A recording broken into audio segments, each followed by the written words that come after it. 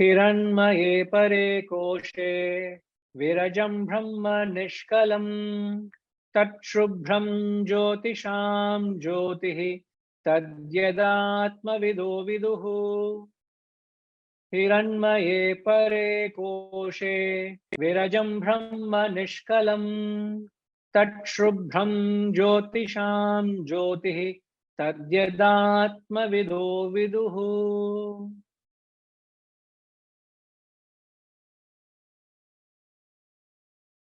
हिरण्मये परे कोशे, pare, in the supreme Hiranmaye Koshe, the golden sheets, lies the sheath, golden sheath, not sheets, singular. The golden sheath lies the stainless, indivisible Brahman. Nishkalam,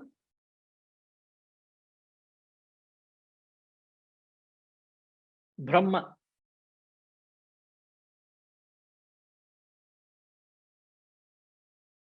In the supreme, the golden sheath, lies the stainless, Nishkalam, indivisible Brahman, which is the reality. Tatshubram, Shubram, pure, clean, no imperfection. See, if you can't be in a place where you have physically clean, how can you attempt mental cleanliness? So things around you must be impeccable. Impeccable means you can't look for imperfection. That is what it means. So Brahman is pure, at Shubram, Shubram. What is that? Is Shubram. Jyotisham Jyotihi. It is the light of lights. That which the knowers of self realize. Tadyadatma vido viduhu. Atma vidaha means the knower of self. Viduhu, know. The knowers of the self realize or know the self. It's a sheer poetry. You understand poetry, you will understand it's poetic, sheer poetry. Oh, music. आशा एक poetry बोलिए.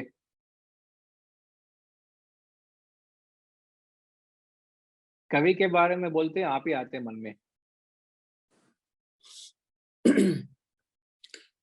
जीवन एक संगीत है, इसे गुनगुनाते रहे. She's ever ready, I tell you. Any time midnight I go and wake her up, she will tell Kavi. That's what poetry is. Yes, ma. Sorry.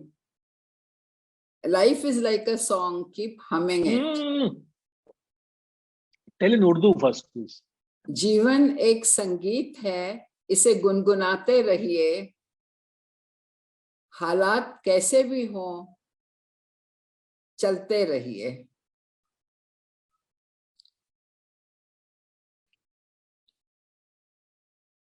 I now translated. Life is like a song. Keep humming. Always. हालात कैसे भी हो, मुस्कुराते रहिए. Whatever the conditions be, keep smiling always. मुस्कुराते रहिए, गुनगुनाते रहिए और मुस्कुराते रहिए. आपकी तरह. Right. You are our inspiration, Guruji. No, we are with the Guru of the text. Mundaka Upanishad is our inspiration. The Vedas are our inspiration. The wisdom is our inspiration. Absolutely. Beautiful. Thank you, Ma. Yes, Hariji. Please stop blessing us.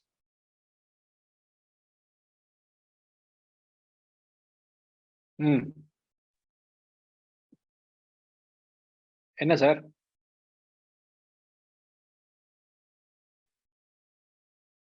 Guruji, I have a doubt in the previous verse. There you say perceiving the high and the low in that. the high and the low. Can you explain that what exactly he is meant by high and the low, and how do we correlate that with the rest of the thing? In a In question, that, sir. yes. Last week, 1 hour I explained. Hmm. This week, 45 minutes I explained. After hearing 2 weeks, you ask me, sir, please explain perceive high and low. No, What did you understand from what I said, sir? What do you understand, please? no. When my question is that when we see perceiving the high and the low in that, so which means we have got both the negative and positive in that. When we say, what does it mean that? Right. I'll repeat what I've said. I've got your question, sir. In that refers to Brahman. Yeah. So how do we say The positive high and no. High and low is not positive and negative. yeah. High and low, we said the low is apara, which is Yeah. the perishable. We said the para is higher, which is the imperishable. So you perceive the perishable and the imperishable in Brahman. Brahman is Uttama Purusha. Last week, we gave example of the mirage, which is the low, the perishable, the desert, which supports the perishable mirage, the imperishable desert is the high. And then we said the Uttama Purusha, the real desert, is far beyond the frontiers of your vision. It's way beyond. In 360 degrees is all around you, hundreds of kilometers, which you can't conceive or perceive. That is Uttama Purusha. It is Brahman. So I see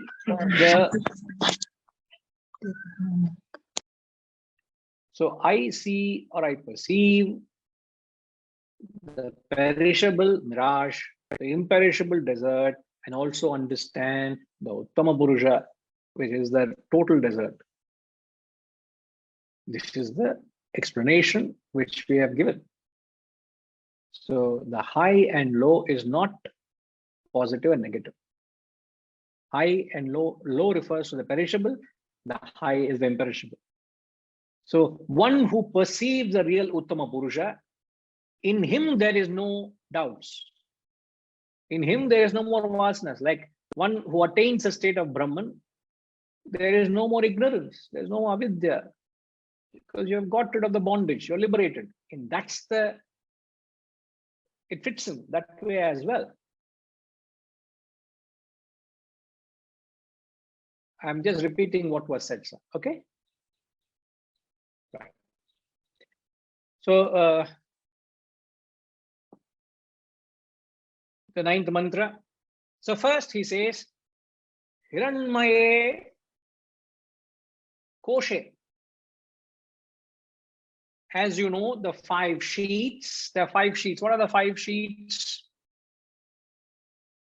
The 5 sheets or the 5 layers or 5 vestures that cover the innermost core self. The self is the innermost personality. Around that, there are various vestures or layers.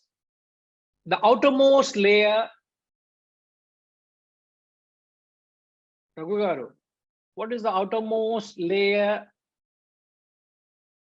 moving from outward to inner? What are the 5 layers that cover the self?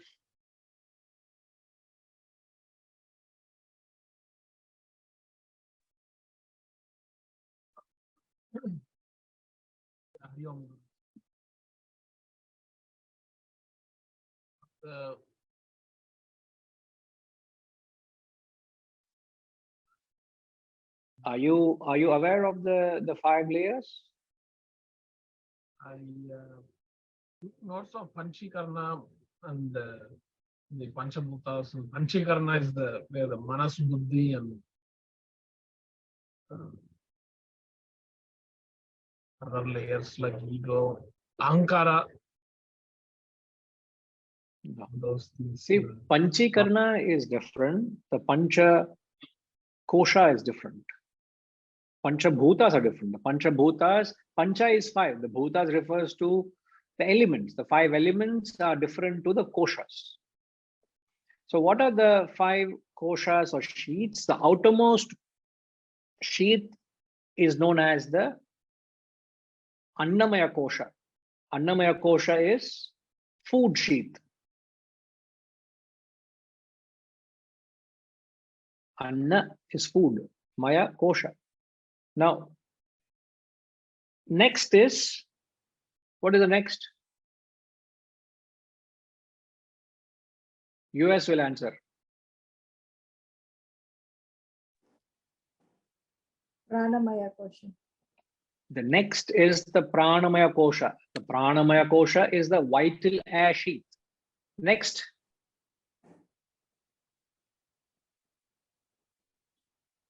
Manomaya Kosha. Manomaya Kosha. Next.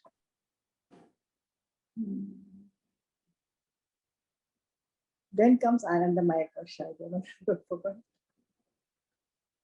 Because you forgot, you'll skip and go to the next one. Huh? Huh? Very convenient. The next one is the Vijnanamaya Kosha.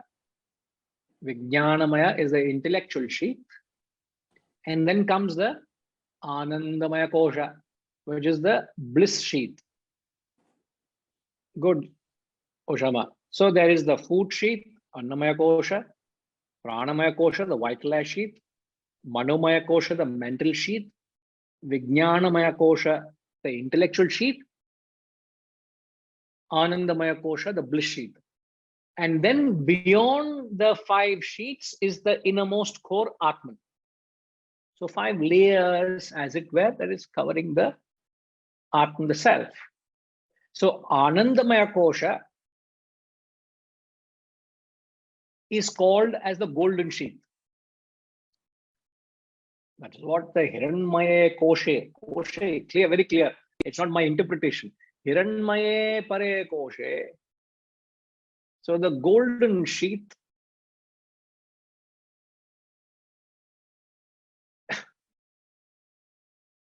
it is the innermost. It is a supreme. Why is it called the supreme? Because it controls all other sheets. The food sheath, the white lash sheath, the mental sheath, and the intellectual sheath are controlled by the bliss sheath. Vasanas control everything else. That's the reason it is called supreme. Now, why is it called golden? Because the terms are used are, he calls the sheath as supreme and golden. So we have justified supreme. Supreme means that which controls all of the sheets. Correct, Gayatri Ma? Vasanas control everything else, right? So the bliss sheath control all of the sheets. Now, can you tell me, why is it called golden sheath?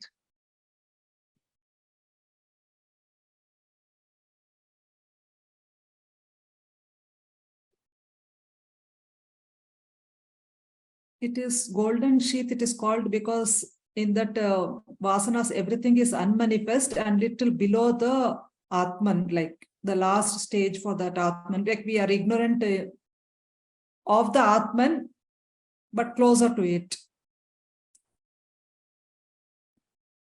It is the bliss sheath. Yeah, forget the bliss part, but why is it golden? We are unconsciously actually experiencing the Atman in that unconsciously experiencing no, but you're still holding on to the explanation of the bliss. Disregard the bliss part. Why is it called the golden sheath? Hiranmaye Koshe. That you already explained, because it's already controlling the other koshas and the other experiences. That is called Pare, supreme. Supreme means it controls. Hiranmaya means golden. Golden means white. Or got the name golden? It's pure. Vasanas are pure, huh? Not Till now, pure, the means previous. that bliss sheath is pure. No. See, you forget the bliss sheath. Can you forget bliss sheath for me? We are telling it is vasanas. Correct? Huh? Now, are vasanas pure for you? Vasanas we learned as avidya, impurity. Now, he is calling the vasanas as golden. Why? It's unmanifest. What? Unmanifest becomes golden for you. Huh? What logic is there in that?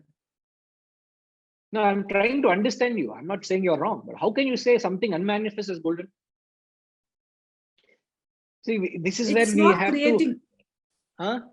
it is not creating any further, it's unmanifest, so it's not creating further vasanas at that stage at least. நீங்க நினைக்கிறீங்க அது. How do you say so? Assumption. Vasanas controls away the sheath means it manifests, no? See, I'm only trying to brainstorm it so that we know how difficult it is to get to what they are trying to convey. It's not easy. If I say you will not be able to, you'll not know how difficult it is to decipher what they're conveying. தெரியுதா? Amitama?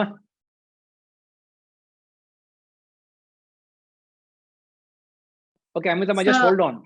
If you can just hold on, I would like to hear the Subhaji. Subhaji, please. What are your thoughts?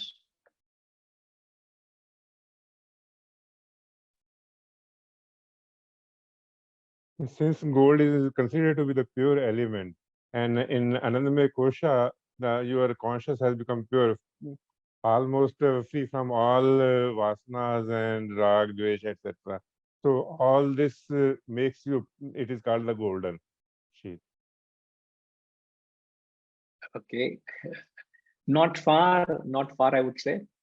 But I appreciate your comment. Right, sir. Thank you. Yeah, Amitama? So I was about to say it's like a mirror of the pure soul with the pure self within. So it's a reflection. It's a golden sheet that reflects what ultimately is within after all the 5 sheets. It gets the golden because of its proximity to the self.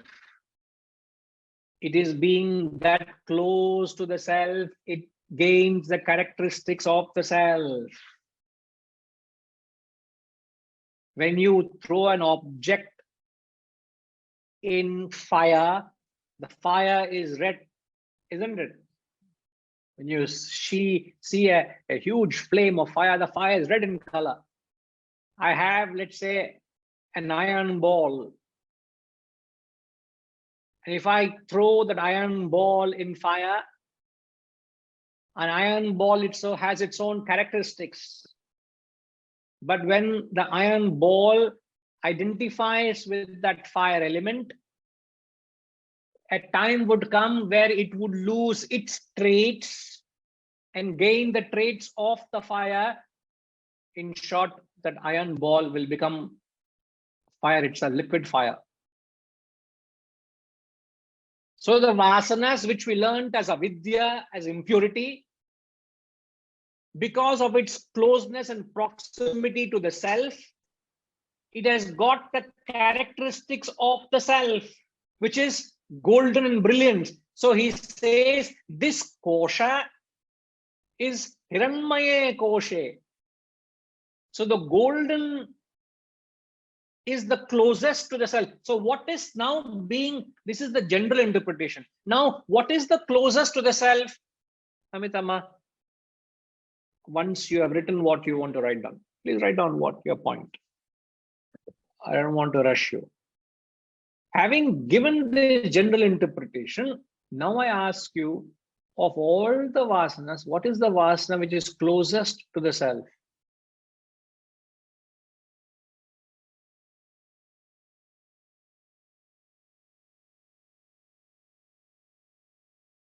That of being enlightened.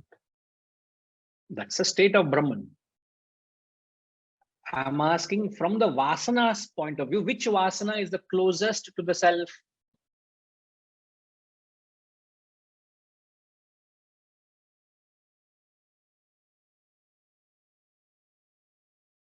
Sorry, sir. Okay, now Vasana, man minus Vasanas equals Brahman, right?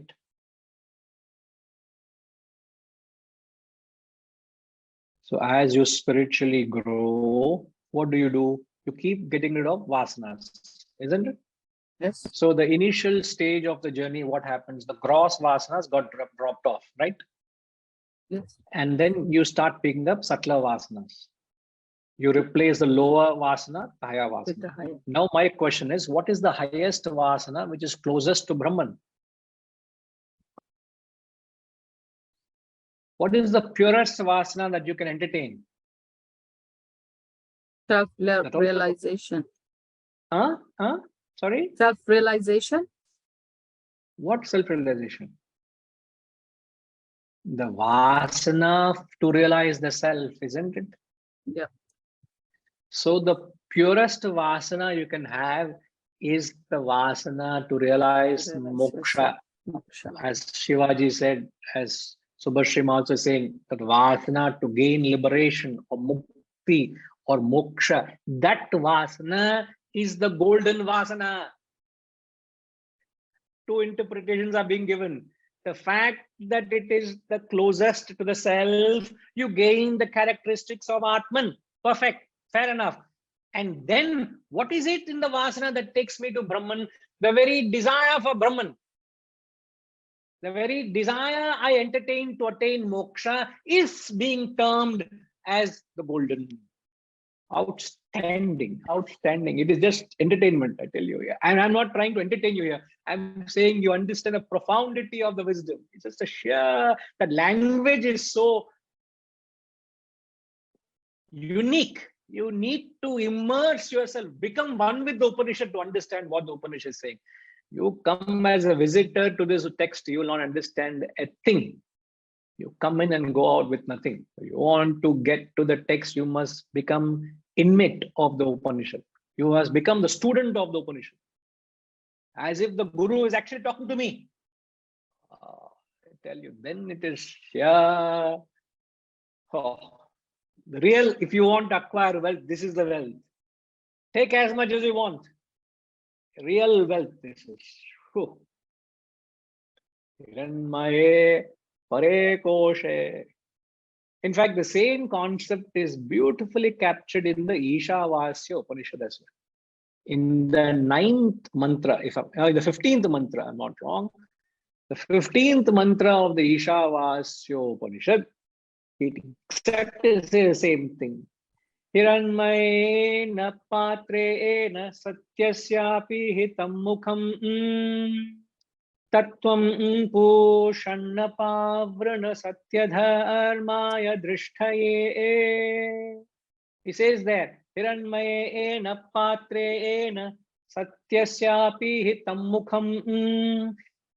The face of truth is covered by the golden disc, he says. So he says, remove the golden disc. So he talks of a sadhak who has done that kind of tapas.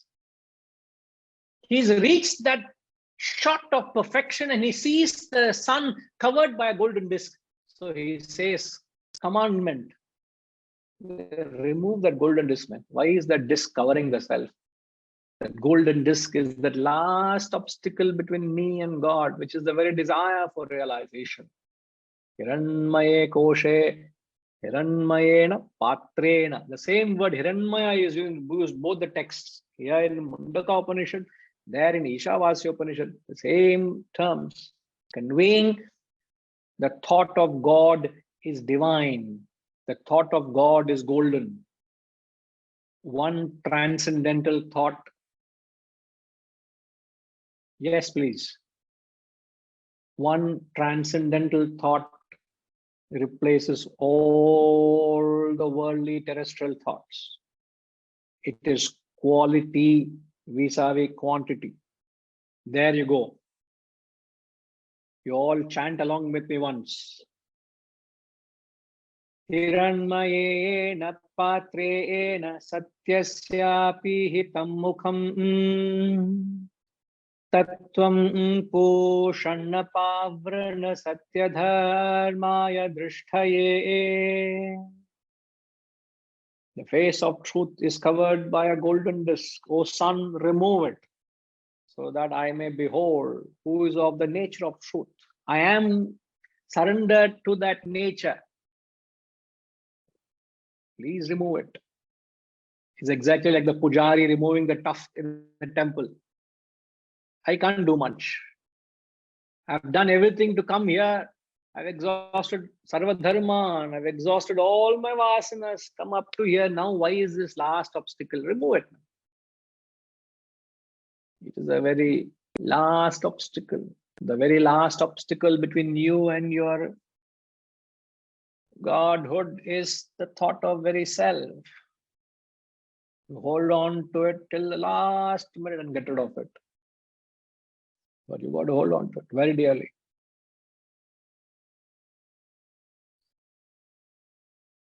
And what is this golden sheath covering? The golden sheath is covering Virajam Nishkalam Brahmam. Virajam Nishkalam Brahmam. Stainless and indivisible Brahman. So he qualified the sheath as Hiranmaye Pare.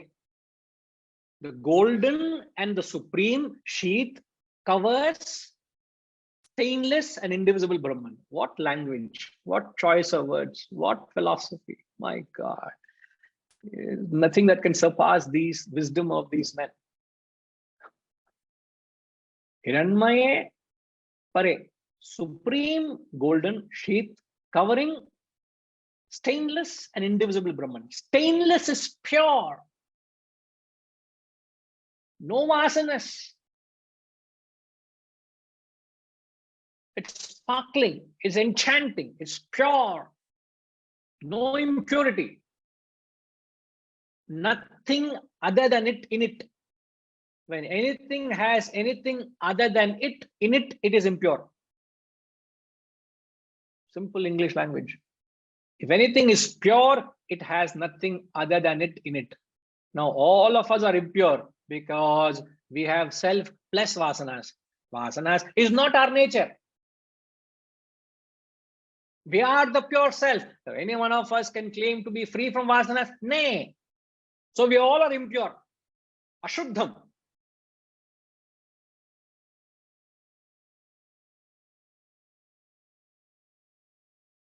But when he says pure, there's nothing in it other than it. Only Atman and Atman alone is. Nothing else other than Atman. Nishkalam. It is indivisible. It is homogeneous, one mass of consciousness. Space is indivisible. The subtlest of elements itself is indivisible. Panchabhuta, you said, Raghu. One of the Panchabhutas is space. So space is indivisible. If the element itself is indivisible, what will be the consciousness? The consciousness is indivisible, means it is one and mass. It can't be parts. So the Atman in you and Atman in me, the Atman everywhere is one the same. You can be sitting poles apart in US, but the Atman in you and me are indivisible. Distance doesn't separate us, sir. I'm close to your heart. You're close to my heart. We both are one.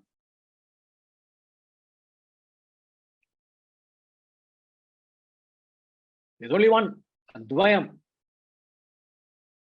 Pure. If you see anything other than Brahman, it is your own projection. It is illusion.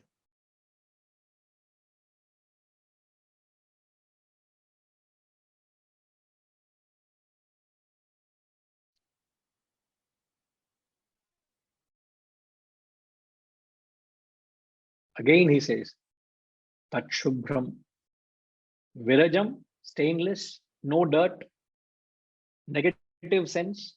This is pure. That is pure, positive sense. It is the light of lights.